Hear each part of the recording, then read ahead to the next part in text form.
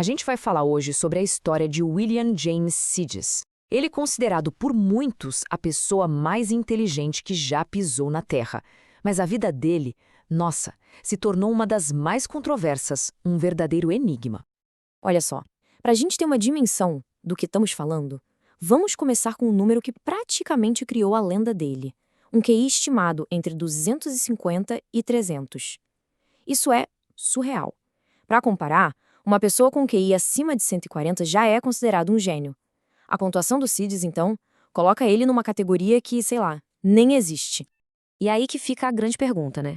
Com um potencial tão gigantesco, o que aconteceu com essa mente brilhante? Porque o rumo que a vida dele tomou, definitivamente, não foi nada do que o mundo inteiro esperava. Ok, vamos lá. Parte 1.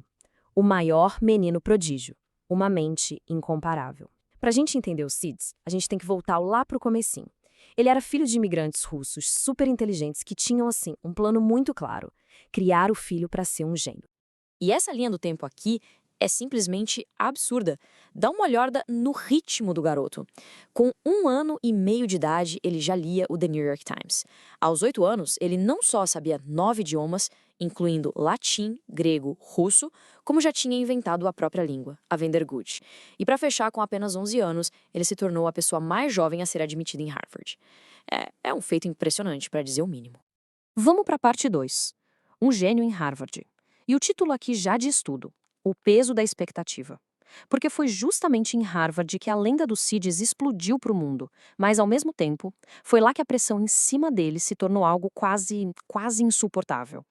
Pensa só nisso, um menino de 11 anos dando uma palestra para o Clube de Matemática de Harvard sobre corpos de 4 dimensões. Era um tema mas tão complexo que a maioria dos professores de matemática da época mal conseguia acompanhar o raciocínio. Ele deixou todo mundo de queixo caído. A expectativa era gigantesca. Um professor do MIT chegou a prever que ele se tornaria um grande matemático, um líder no futuro da ciência. Sabe, não era só uma questão de, ele é inteligente. As pessoas literalmente viam nele o futuro da ciência mundial. Só que aí, assim que ele se formou, com só 16 anos, ele deu um banho de água fria em todo mundo. Ele disse para um repórter essa frase aí, que ele queria a vida perfeita. E para ele, a vida perfeita era viver em reclusão, longe de multidões. Era exatamente o oposto do que o mundo inteiro esperava dele. Beleza, vamos para a terceira parte. A grande retirada. O ponto de virada. E a pergunta é: o que aconteceu?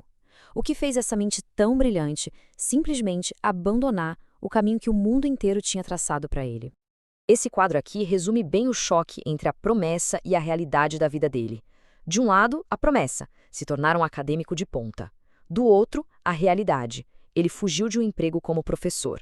A promessa era liderar o mundo da ciência.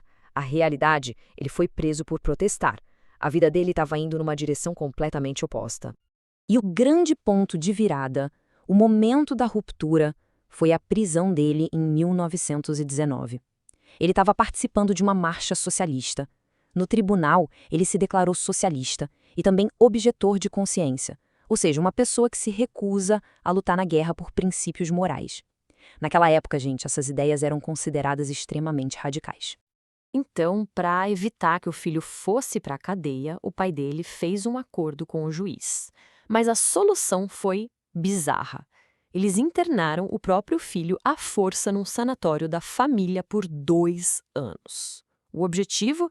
Tentar reformar as ideias políticas dele com ameaças de mandá-lo para um asilo. Foi, na prática, uma prisão, um jeito de tentar controlar o futuro dele. E isso nos leva à quarta parte. Uma vida deliberadamente obscura, com o subtítulo provocador, uma definição diferente de sucesso. Porque depois de tudo isso, o Sidis sumiu da vida pública, de propósito. E para muita gente, isso foi a prova final de que ele era um fracasso. Mas será que foi mesmo? Para conseguir escapar de toda essa pressão, o Sidis basicamente construiu uma vida nova do zero. Primeiro passo, cortou completamente os laços com os pais. Segundo, arrumou emprego super simples, tipo operador de máquinas de somar, só para não chamar atenção. E o mais importante, o terceiro passo, ele continuou com todas as suas paixões intelectuais, seus estudos, mas agora em total segredo. E essa é a parte mais fascinante, porque longe dos holofotes, a mente dele nunca nunca parou de trabalhar. Olha isso, ele escreveu um livro sobre cosmologia, um outro sobre a história dos nativos americanos usando um pseudônimo. Ele chegou a inventar um termo peridromófilo para o hobby dele de colecionar bilhetes de bonde e escreveu um livro sobre isso. E ainda patenteou um calendário perpétuo.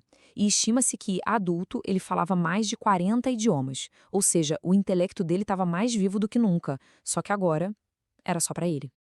Chegamos à última parte, o legado de Sidis. E a pergunta que fica é: foi um conto de advertência ou uma vida perfeita? Porque a forma como a gente enxerga a vida dele hoje é bem mais complexa do que parece à primeira vista.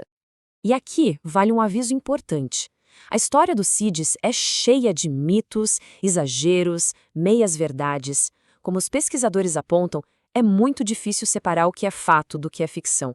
E muito disso, aliás, vem da própria família, que adorava aumentar as histórias, o que só ajudou a criar essa aura mística em torno dele. No fim das contas, a gente pode resumir tudo em 3 visões principais sobre a vida dele.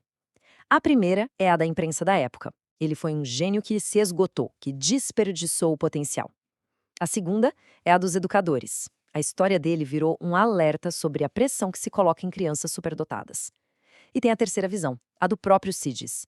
Talvez ele tenha sido o único que realmente venceu, porque conseguiu exatamente o que queria. Uma vida perfeita nos termos dele, longe de tudo e de todos. Isso tudo nos deixa com uma última pergunta, uma provocação final. O que, afinal de contas, define uma vida com propósito? A história do Sidis nos força a questionar o que a gente entende por sucesso, por potencial. A vida dele foi um grande desperdício de talento? Ou foi o maior exemplo de uma vida de autonomia radical? No fundo, talvez a resposta que a gente dá para essa pergunta diga muito mais sobre nós mesmos do que sobre ele.